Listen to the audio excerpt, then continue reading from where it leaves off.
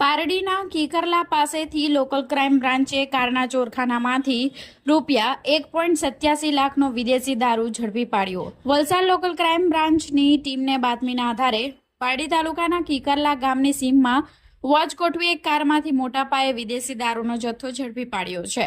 પોલીસે કાર, દારૂ અને મોબાઈલ મળી કુલ ₹6.92 લાખનો મુદ્દામાલ કબજે કરી એક આરોપીની ધરપકડ કરી છે, જ્યારે દારૂ ભરાવી આપનાર અને મંગાવનાર 2 શખ્સોને વોન્ટેડ જાહેર કર્યા છે।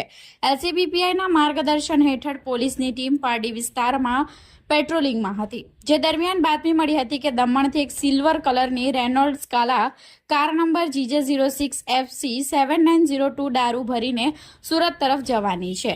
પોલીસે કીકરલામાં ઉદવાડા ફૂડ પાસે નાકાબંધી કરી શંકાસ્પદ કારને અટકાવી હતી। પોલીસે કારની તલાશી લેતા સીટની પાછળ અને ડિક્કીના ભાગે બનાવેલા ખાસ ચોરખાનામાંથી વિસ્કી અને વોડકાની 432 નંગ બોટલ, જેની કિંમત $1.87 લાખનો જથ્થો મળી આવ્યો હતો।